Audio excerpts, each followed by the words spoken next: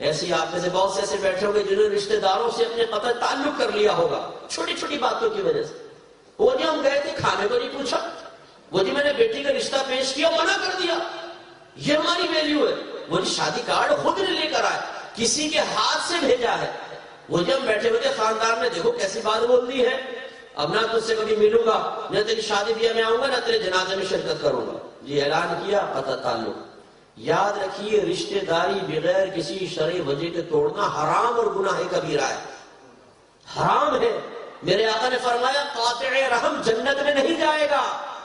حضرت ابو ہریرہ رضی اللہ تعالیٰ عنہ ایک دفعہ دعا فرمانے لگے, لوگ بیٹھے ہوئے, اجتماعی دعا کا اہتمام تھا, تو آپ نے فرمایا کہ ہم میں اگر کوئی جان بوجھ کر بلا شرع عذر کے رشتے داری توڑنے والا بیٹھا ہو تو اٹھ کے ہمارے درمیان سے چلا جائے, اس لیے کہ میں نے اپنے آقا صلی اللہ علیہ وسلم سے سنا ہے کہ جس مجلس و محفل میں ایسا شخص بیٹھا ہو اللہ تعالیٰ وہاں کسی کی دعا قبول نہیں فرماتا.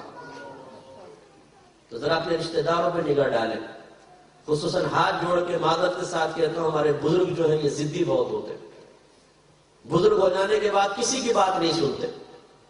اگر بچے سمجھائیں ابا جان ایسا نہ کریں, دادا جان ایسا نہ کریں, ضروری نہیں کہ آپ میں سے بیٹھے ہوں, ایک جنرل بات عرض کر رہا ہوں, ہمارا جو مشاہدہ اس کے بارے میں کہتا ہے نہیں مر جاؤں گا ملوں گا نہیں, مر جاؤں گا ملوں گا نہیں. ایسا نہ کیجیے, آپ کی عمر کی طبعی عمر بھی پوری ہونے والی ہے.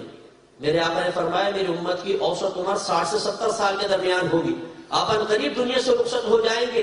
اللہ نہ کرے اس ایک گناہ کی وجہ سے اگر پکڑے گئے تو ضد نہیں کرنی چاہیے, عفو کریں, درگزر کریں, معاف کریں.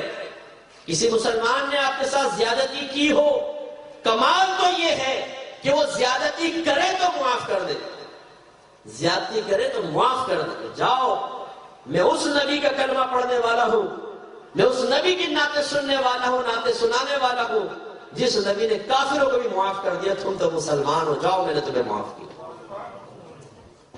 لیکن میں نے ایک عجیب المیہ دیکھا, ان چھوٹی چھوٹی باتوں کی وجہ سے مسلمانوں کو معاف کرنے کے لیے تیار نہیں, لیکن جب بات آتی ہے نبی کریم صلی اللہ علیہ وسلم کی عزت و ناموس کی تو ہمارا دریا عفو بڑا جوش میں آتا ہے. بد مذہبوں سے دوستی ہوئی ہے, کچھ رشتہ دار بد مذہب ہے, ارے جی مفتی صاحب رشتہ داری میں تو نبھانی پڑتی ہے نا, یہ دوست ہے جی, اب دوستی تو نہیں ختم کی جا سکتی, ٹھیک ہے تو وہی گستاخان رسول میں سے, لیکن یہ دوستی ہے. لا حول ولا قوت الا باللہ. کوئی بھرے مجمع میں آپ کے باپ کو ماں کی گالی دے اور پھر آپ اس سے ہاتھ ملا کر بتائیں تو میں مانوں کہ واقعی آپ کوئی شخص ہے. کوئی ہمارے باپ کی شان میں اگر ایسی گستاخی کر دے, ہماری ماں کو برا بھلا کہہ دے, ہم ساری زندگی اس کی شکل نہیں دیکھنا چاہتے, اور کوئی ہمارے رسول کو منہ بھر کے گالیاں بکے اور ہم کہیں جی میرا دوست ہے, جی میرا رشتہ دار ہے, رشتہ داری میں تو نبھانی ہوتی ہے. لا حول ولا قوت الا باللہ.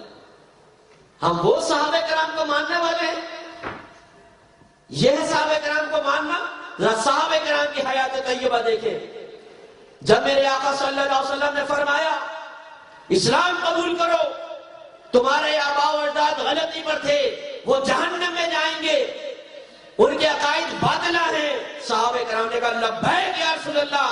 برادری بھاڑ میں جائے, باپ بھاڑ میں جائے, ماں چولہے میں جائے, میرے آقا نے فرمایا کہ وہ سب کی رشتہ داریاں ختم, ایک رسول سے محبت اور اسلام کا رشتہ زندہ باد. پھر میرے آقا نے فرمایا ہجرت کرو, چھوڑ دو وہ مدینہ مکہ جہاں پر تمہارا بچپن گزرا, جہاں جن گلیوں میں تم کھیلے ہو, جہاں تمہارے باغات ہیں, وادیاں مویشیوں سے بھری ہوئی ہیں, چھوڑ دو. کھجوروں کے بھرے ہوئے باغات چھوڑ دو, میٹھے پانی کے چشمے چھوڑ دو, چاچا ہے, ماما ہے, تایا ہے, پھپھا ہے, دادا ہے, پردادا ہے, چھوڑ دو. اللہ تعالیٰ کے لیے ہجرت کرو, مدینے پہنچو. کوئی ایک صحابی ایسا دکھائیں جس نے کہا یا رسول اللہ میں معذرت چاہتا ہوں, آپ سے بڑی محبت کرتا ہوں لیکن برادری نہیں چھوڑ سکتا, رشتہ نہیں چھوڑ سکتا. میری بہن گئی ہوئی ہے کسی کے گھر, میں بہنوئی سے رشتہ ختم نہیں کر سکتا. نہیں, جب میرے آقا نے فرمایا ہجرت کرو, چھوڑ دو, صحابہ کرام نے لبیک یا رسول اللہ کہا. ایک لمحہ کسی کے قدموں میں لفظ پیدا نہیں ہوئی, اس لیے کہ معاملہ نبی سے محبت کا تھا, یہ ایمان کا معاملہ تھا. جب غزوہ بدر میں عبد الرحمن بن ابی بکر رضی اللہ تعالیٰ عنہ, جو صدیق اکبر رضی اللہ تعالیٰ عنہ کے بیٹے ہیں, کفار کی طرف سے لڑنے آئے ہیں. صدیق اکبر مسلمانوں کی طرف سے آئے, جنگ مسلمانوں نے جیتی، بعد میں بیٹا مسلمان ہوا تو یہ عبد الرحمن کہتے ہیں کہ ابا جان جنگ کے دوران کئی مرتبہ آپ میری تلوار کے سائے میں آئے، لیکن باپ سمجھ کے چھوڑ دیا۔ میرے آقا صلی اللہ علیہ وسلم نے فرمایا لیکن خدا کی قسم اگر تو ایک مرتبہ بھی میری تلوار کے سائے میں آتا تو تیری گردن اڑانے میں دیر نہ کرتا، اس لیے کہ یہ نبی کریم صلی اللہ علیہ وسلم کا معاملہ ہے۔ تو افسوس ہوتا ہے کہ دنیاوی وجوہات کی بنا پر منہ دیکھنا پسند نہ کرے، اور جو میرے نبی کی گستاخی کرے اس کے ساتھ اور یار کیا حال ہے، بیٹھو چائے پیو کھانا کھا کے جاؤ، ایسے تو نہیں جانے دوں گا، شادیوں میں شرکت کرے، جنازوں میں شرکت کرے، کیا منہ دکھائیں گے سرکار کو جا کر؟ اگر منکر نکیر نے کوشچن کیا ما كنت تقول في حق هذا الرجل، تو اس شخص کے بارے میں کیا کہا کرتا تھا، اور سرکار کے دشمنوں کے ساتھ میل جول رکھنے والا وہاں پر موجود ہوگا، تو بتائیے کس قدر شرمندگی ہوگی، کس قدر افسوس ہوگا۔ اور اللہ نہ کرے اگر سرکار نے دیکھ کر فرمایا یہ تو وہی ہے جو مجھے گالی بکنے والوں کے ساتھ رابطے رکھتا تھا، اس کو میری محبت اور میری عزت کی پرواہ نہیں تھی، اپنے خاندان کے رشتہ داریوں کی پرواہ تھی، کیا جواب دیں گے؟ کیا بروز قیامت اس طرح کے نبی کی شان میں گستاخی کرنے والے آپ کو میدان محشر میں اللہ کی بارگاہ سے چھڑوا کے جنت میں لے کے جائیں گے؟ نہیں، میرے آقا لے کر جائیں گے، وہاں سرکار کے پاس جائیں گے، یا رسول اللہ ہماری شفاعت کریں۔ آدم علیہ السلام کے پاس جائیں گے، وہ کہیں گے منصب میرے پاس نہیں، نوح کے پاس جاؤ، نوح علیہ السلام ابراہیم علیہ السلام کے پاس، وہ موسیٰ علیہ السلام کے پاس، وہ عیسیٰ علیہ السلام کے پاس بھیجیں گے۔ ہر نبی برات کا اظہار کرے گا، ہر نبی عاجزی کا اظہار کرے گا، کہیں گے اور نبی اذهبوا الی غیری، لیکن جب سرکار کے پاس جائیں گے سرکار فرمائیں گے انا لہا، میں ہوں اس کے لیے، میں کروں گا تمہاری شفاعت، تمہارا نبی یہاں موجود ہے۔ حضرت انس کہتے ہیں میں نے سرکار سے پوچھا یا رسول اللہ میں آپ کو کہاں تلاش کروں، میدان محشر میں آپ کہاں ملیں گے؟ سرکار نے فرمایا پل صراط کے پاس آنا، وہاں ہوں گا۔ عرض کیا اگر وہاں نہ ملے تو؟ فرمایا میزان پر آ جانا، میں وہاں ہوں گا۔ عرض کیا اگر وہاں بھی نہ ملے تو؟ سرکار نے فرمایا حوض کوثر پر آنا، میں وہاں ملوں گا۔ عرض کیا اگر وہاں نہ ملے تو؟ فرمایا ان تین مقام میں سے کسی ایک پر ضرور مل جاؤں گا۔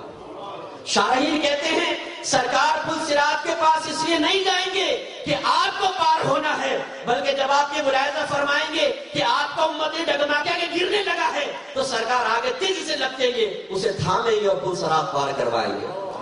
جب دیکھیں گے کہ میزان پر اس کی بدی کا پلڑا بھاری ہو رہا ہے تو اس کے نیکی کے پلڑے کو بھاری کروائیں گے، اور جب دیکھیں گے کہ آپ کا امتی اپنی زبان باہر نکال کر پیاس کا اظہار کر رہا ہے تو اپنے نورانی ہاتھوں سے حوض کوثر کے چھلکتے ہوئے جام پلائیں گے، ہمارے لیے تڑپیں گے۔ بتائیے کیا شرم نہیں آئے گی سرکار کے پاس جا کر اس وقت شفاعت کے سوال کرتے ہوئے؟ اگر ایک رشتہ دار آپ کے باپ کو آپ کی ماں کو سرے عام گالیاں بکے، شادی بیاہ کی محفل میں گالیاں بکے، برا بھلا کہے، اور آپ بیٹھ کے سنتے رہیں، اسے پان کھلائیں، چائے پلائیں، شاباشیاں دیں، اور اچانک آپ کے والد صاحب اور والدہ وہاں پر آ جائیں، کچھ شرمندگی ہوگی کہ نہیں ہوگی؟ اگر ماں باپ نے کہا کہ بیٹا پیدا تو ہم نے کیا تھا، ہمیں گالیاں بکنے والوں سے ہاتھ ملاتا ہے، انہیں چائے پلاتا ہے، یہی تیری نظروں میں ماں باپ کی اوقات ہے، کچھ نہ کچھ تو شرمندگی ہوگی کہ نہیں ہوگی؟ اگر تھوڑا سا بھی دل زندہ ہوگا تو ضمیر ملامت کرے گا، اور اگر یہی عمل آپ کی اولاد آپ کے متعلق کرے تو کہ آپ کو ایک آدمی گالیاں بک رہا ہو گندی گندی، اور آپ کی اولاد کہے کہ ابا جان گالیاں بک رہا ہے ٹھیک ہے لیکن میرا دوست ہے نا، تو گھر میں بلاتے ہیں، اس کو چائے پلاتے ہیں، کھانا کھلاتے ہیں، کیا کہیں گے آپ ذرا بتائیے؟ تو ذرا سوچئے، ایسے لوگوں سے بالکل دوستی نہیں۔ ہاں یہ ضرور ہے اگر آپ کسی فیکٹری میں کام کرتے ہیں، کسی یونیورسٹی میں پڑھتے ہیں، کوئی وہاں پر قریب ایسا ہے تو ظاہری اتنا برتاؤ کہ اگر وہ سلام کرتا ہے آپ نے لیکس لیک کر کے بس ختم، وہ بھی اس لیے کہ تاکہ دیکھنے والا آپ کو بد اخلاق کہہ کر آپ سے متنفر ہو کے دور نہ ہو جائے، تو اتنا بس اجازت، باقی بالکل میل جو دوستیاں بالکل بھی نہیں، ان سے قطع تعلق فرض ہے۔ باقی جتنی اس طرح کی قطع تعلق کیے ہوئے ہیں، لوگوں نے آپ پہ ظلم کیے ہیں، ان کو معاف کر دیں، درگزر کر دیں، یہی ہمارے آقا کا طریقہ اور سنت ہے۔ ایک اور روایت